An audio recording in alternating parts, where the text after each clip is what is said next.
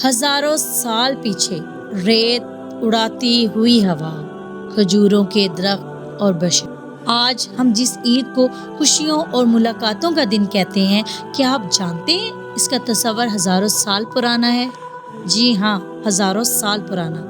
एक ऐसा दिन जो सिर्फ त्योहार नहीं, एक तारीख है, एक पैगाम है, एक फलसफा है। आइए वक्त की इस गर्द को हटाते हैं और जानते हैं ईद के असल तस्वर की कहानी। अब एक बार फिर दुनिया के 2 बिलियन मुसलमान अपना सबसे बड़ा त्योहार ईद मनाएंगे, जिसमें दुनिया के 57 कंट्रीज, मतलब इस सारे कंट्रीज में स्कूल, कोर्ट्स, बिजनेस सब कुछ बंद हो जाएगा और दुनिया के बड़े बड़े लीडर्स बिल्कुल हिलकर रह जाएंगे। लेकिन क्यों? इस सब के आखिर होने का मतलब क्या है?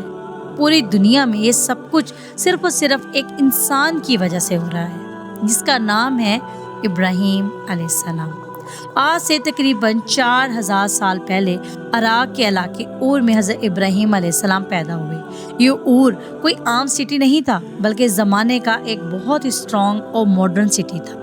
इसका अंदाज़ा इस बात से लगाया जा सकता है, आज से 4000 साल पहले हज़रत इब्राहिम अलैहिस्सलाम इस सिटी में आबाद हुए। उसी टाइम का एक टेम्पल आज भी मौजूद है, जिसे ज़ीगूरा तुफर कहा जाता है। एक ऐसी बिल्डिंग है जिसे आज भी बनाना बहुत ही मुश्किल और महंगा काम होगा, और इसी बिल्डिंग की शेप को कॉपी करना यूनाइटेड किंगडम की सीक्रेट एजेंसी MI6 ने अपना हेडक्वार्टर बनाया है। इब्राहिम अलैहिस्सलाम का और सिटी में पैदा होना हजारों साल तक सिर्फ तौरात में लिखा हुआ था, लेकिन आज से तकरीबन 100 साल पहले 1930 में साइंटिस्ट को इराक के एक इलाके से कुछ बहुत सी इम्पोर्टेंट टैबलेट्स मिली, जिसमें साफ और सिटी का बार बार जिक्र आया। साइंटिस्ट को इस इंस्क्रिप्शंस के साथ साथ बहुत सारे खजाने और ट्रेजर भी मिले।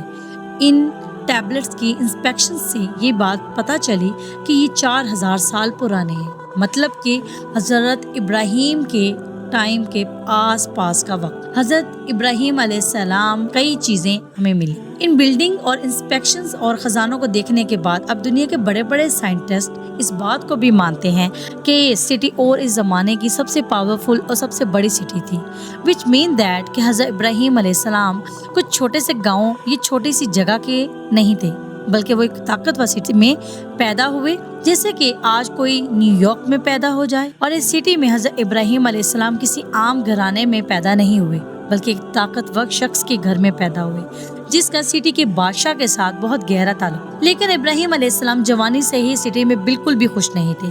हमेशा ही इन सिटी के स्कॉलर्स और उल्मा के साथ झगड़ते रहते थे, क्योंकि इस सिटी में लोग एक खुदा की बजाय बहुत सारे बुतों की इबादत किया करते थे, और इन बुतों में सबसे ताकतवर बुत का नाम था मरदूक। जी हाँ, मरदूक, जिसे ये सब खुदा मानते और एक जिसकी इबादत सबसे ज्यादा की जाती।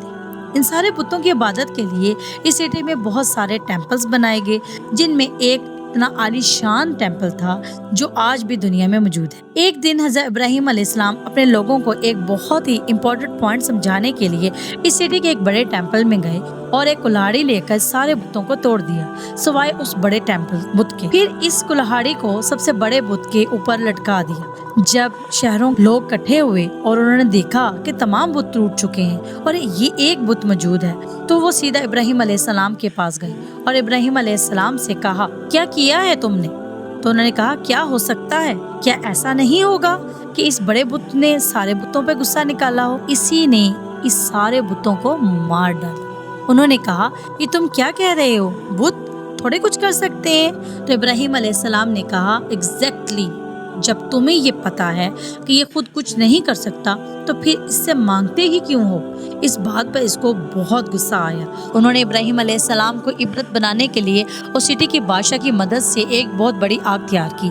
अब यहाँ पे एक बात मैं आपको क्लियर कर दूं कि तुरात हो कुरान मजीद में बादशाह के नमरूद होने का कोई जिक्र नहीं। जो भी नमरूद हो या जो बादशाह था, जो भी था, उसने बहुत बड़ी आग जलाई, इतनी बड़ी आग कि लोग इब्राहिम अलैहिस्सलाम को उसके फेंकने के लिए इसके करीब भी नहीं जा सकते थे।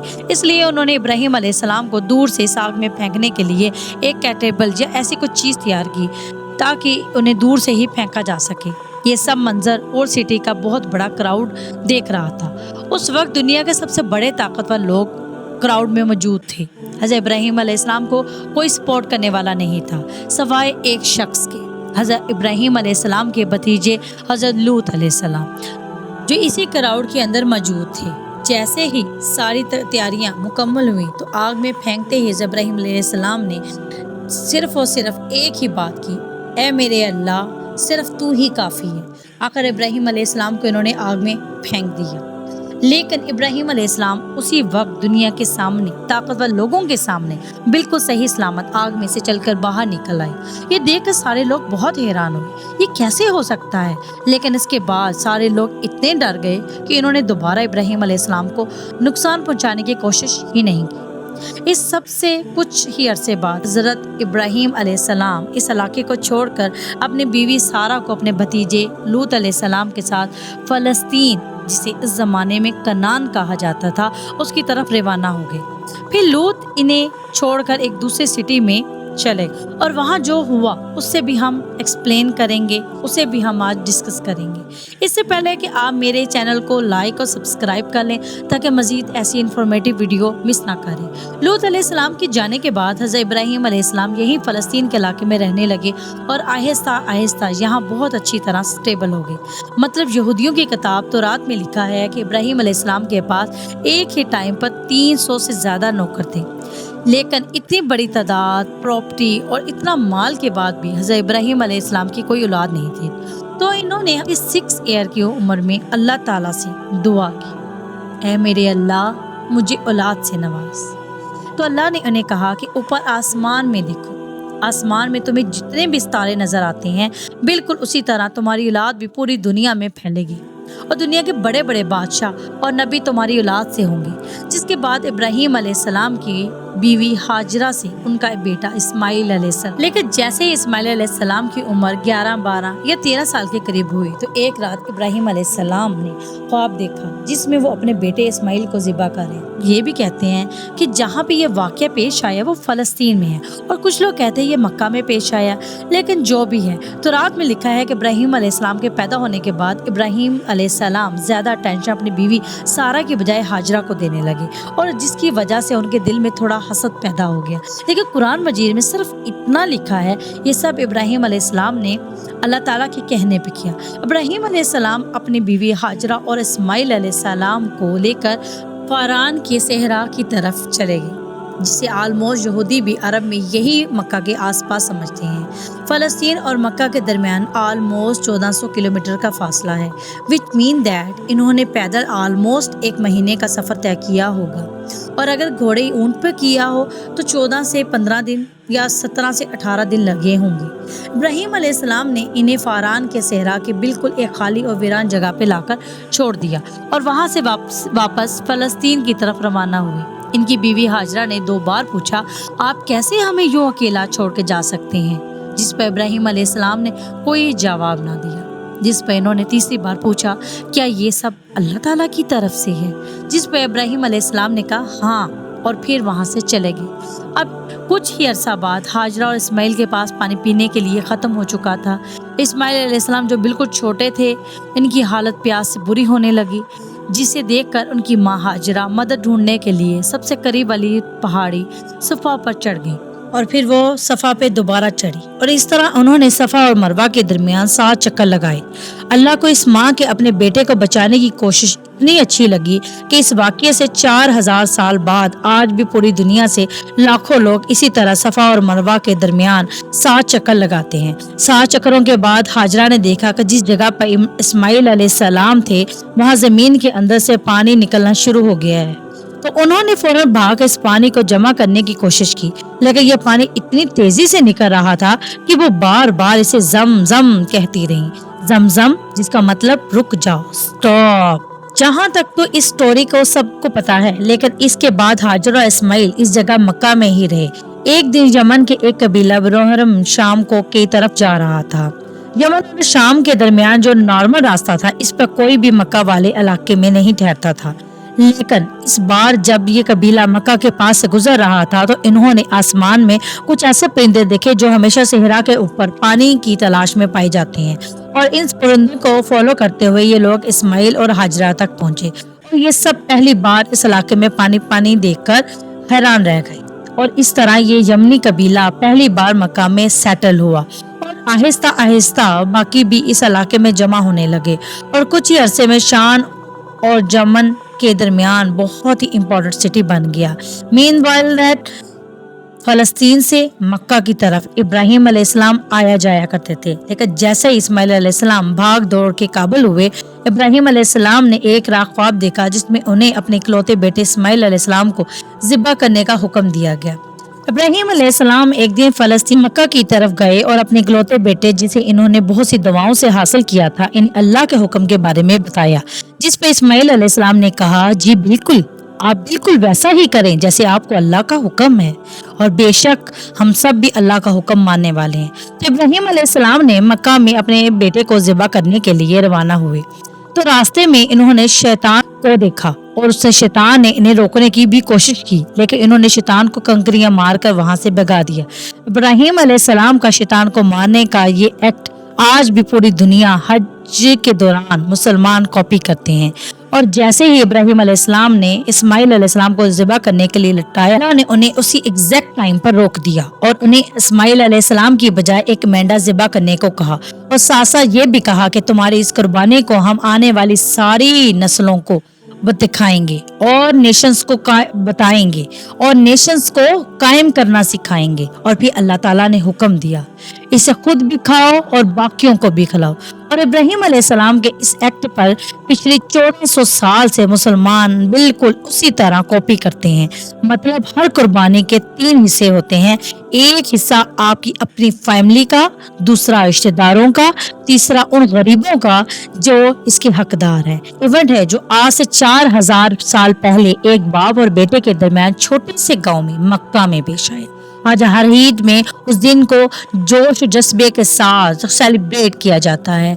डॉलर्स की इनकम लगाकर लोग बिलियंस में लोग कुर्बानी करते हैं। मतलब कि पाकिस्तान में 3 बिलियन, इंडिया में 4 बिलियन, बांग्लादेश में 5 बिलियन और दुनिया का सबसे बड़े इस्लामिक मुल्क इंडोनेशिया में 14 बिलियन का कुर्बानी का काम किया जाता है।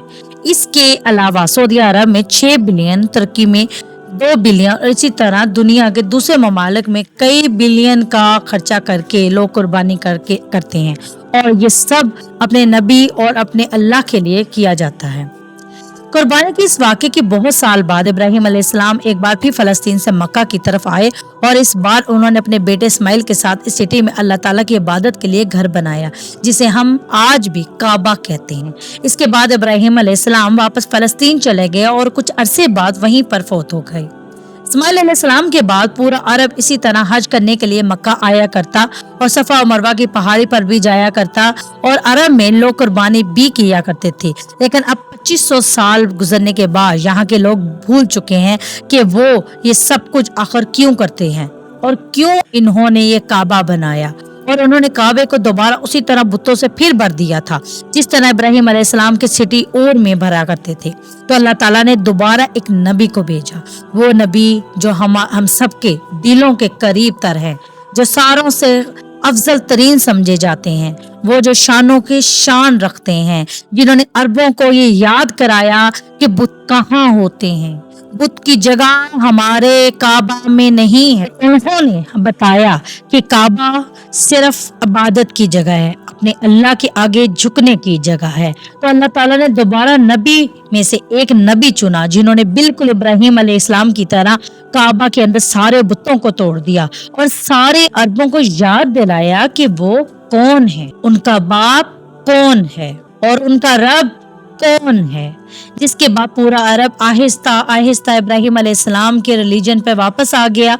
आज से 4000 साल पहले इस खाली और वीरान सहरा में इस्माइल अलैहिस्सलाम को छोड़ा गया था। पीने को पानी ना था, आज करोड़ों लोग वही पानी पीते हैं और उसकी कुर्बानी का वाकया पूरी दुनिया को याद दिलाते हैं कि एक बाप अपने रब के हुक्म से अपने बेटे की कुर्बानी से भी गुरेज नहीं करता। हमें चाहिए कि हम भी इस कुर्बानी को याद रखें, हम एक दूसरों के दुख में शरीक हों, हम एक दूसरे का दुख को बांटें, ये भी एक कुर्बानी है। एक दूसरे को माफ कर देना ये भी कुर्बानी है।